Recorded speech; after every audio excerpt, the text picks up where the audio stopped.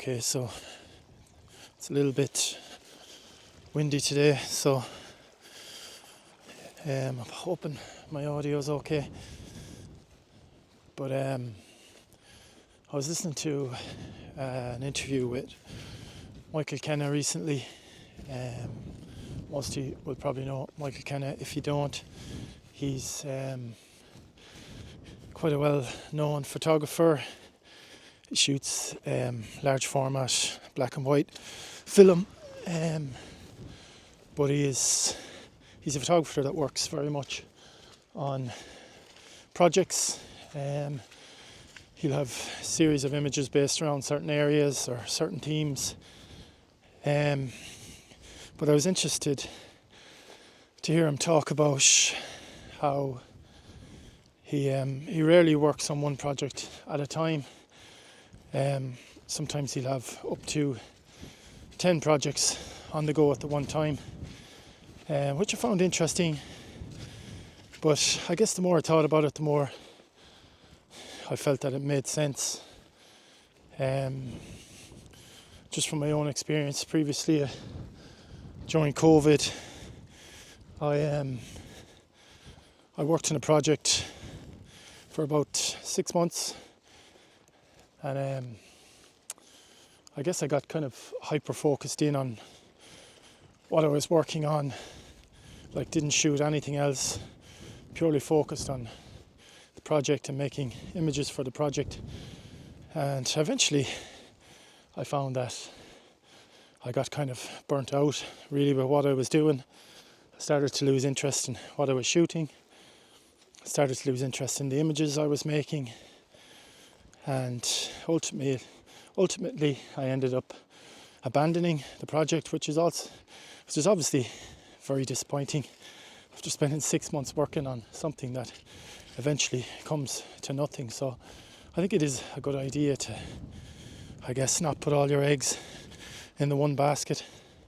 Have multiple images, have multiple projects on the go at the one time. So, you know, if a project fails, and projects are going to fail, like not every idea you come up with or project that you work on is going to be a success.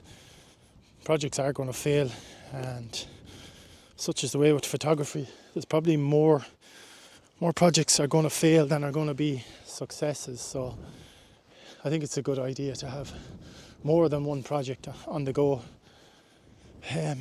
I also think it's a good idea in terms of, it's a good thing, I think, to make some images on a project and then put it to one side, go and work on something else for a while, and then when you come back to it, you're coming back to it, I guess, with fresh eyes. You're able to look at the images more subjectively and really see if the images you're making are the images you want to make, that the project is going in a direction that you want it to go, and ultimately come back to it with renewed energy and renewed kind of interest. You know, it keeps you interested when things are new and fresh and you're not getting bogged down in them. So I guess that leads me to today's video. So I've already made a couple of videos on my first project, which is my Mountain project. So today I'm going to introduce project number 2, which is ultimately, I'm going to call it the River series. I know that sounds quite vague, but I kind of want to keep it vague at the start rather than getting too bogged down into the details at this stage. But it's a very simple project. It's based around the River Liffey, and the plan is really to photograph the Liffey from source to sea, so following the full path of the river, making images. I should probably talk a little bit about the River Liffey for anyone that doesn't know. Obviously the capital city of Ireland is Dublin, and the main river that runs through the heart of Dublin city is the River Liffey. It's 132 kilometres long. It starts where I am today, in a pretty remote part of the Wicklow Mountains, which is a mountain range, I guess you'd call it, just to the north, to the southwest of Dublin. It takes quite a looped, meandering route before it eventually straightens up and travels through the heart of Dublin city. And that in itself makes it interesting for me, because it's giving me plenty of varied locations in which I can shoot. Little scene here that just caught my eye. Not sure if it'll make all that good a picture, but I kind of like the colours. It's a bit of a green and gold element to it. Bit of an Irish reference, so I think I'm going to grab a quick shot of this. I'm liking this location. It's very remote.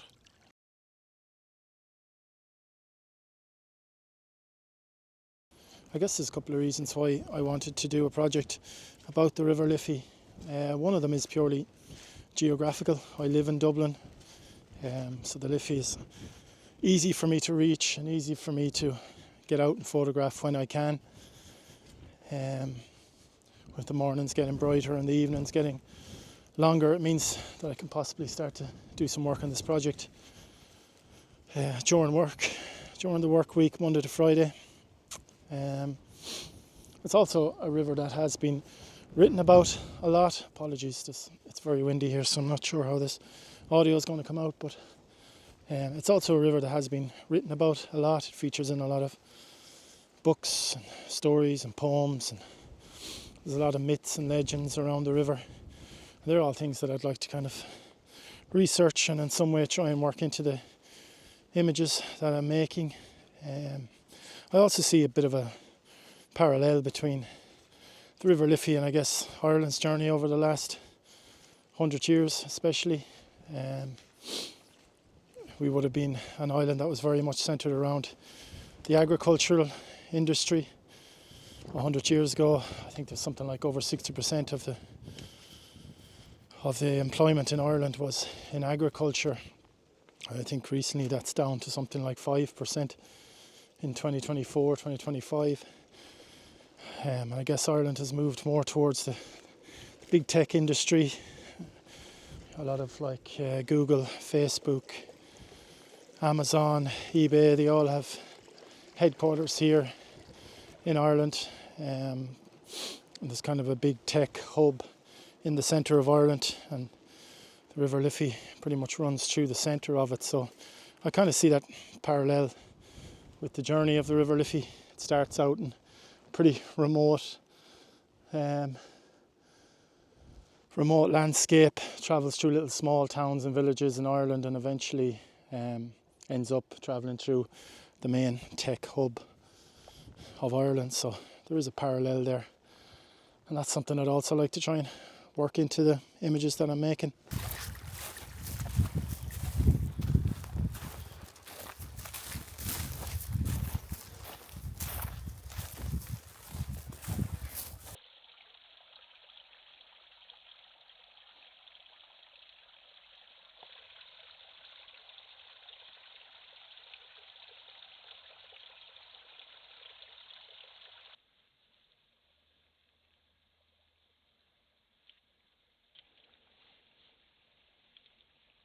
There's quite a bit of mystery about where the River Liffey actually starts, and that's what I've come in search of today.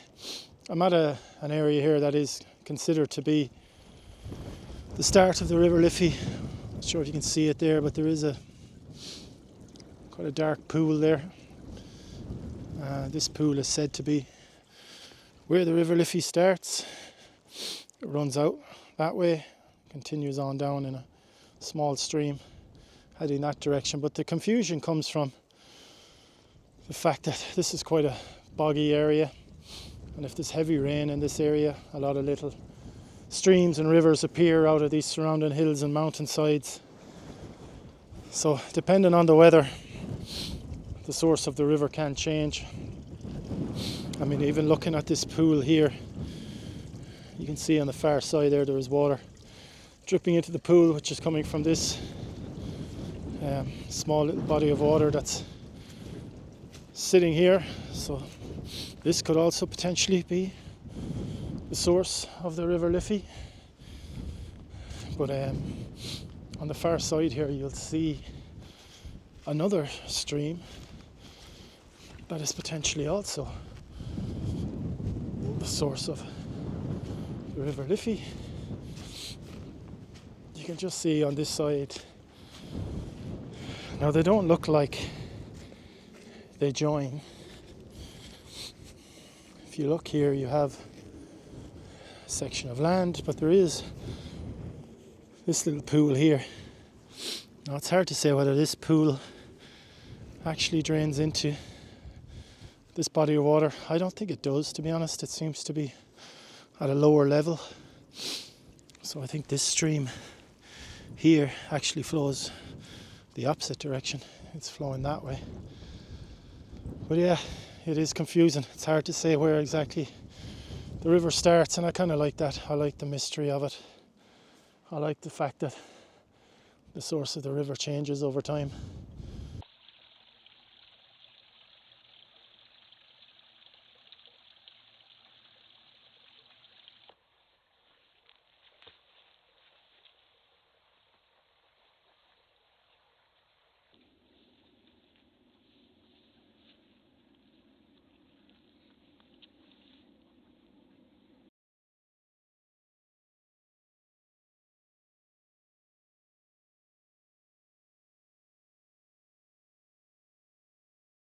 Again, I've been well behaved today with my camera gear. Only have two cameras with me. I have my Mamiya 7, which I'm going to shoot some black and white film on, probably Kentmere 400 or HP5. I would like to settle on one film stock for this project, and I'm maybe leaning towards HP5 at the minute. I also have a digital camera with me. I have my Sigma DP2 Merle.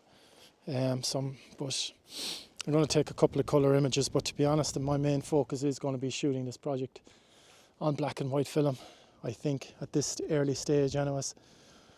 So I'm going to pull out the camera now. This is probably a good place to start a project about a river, is starting at the place where I think, at least, the river starts.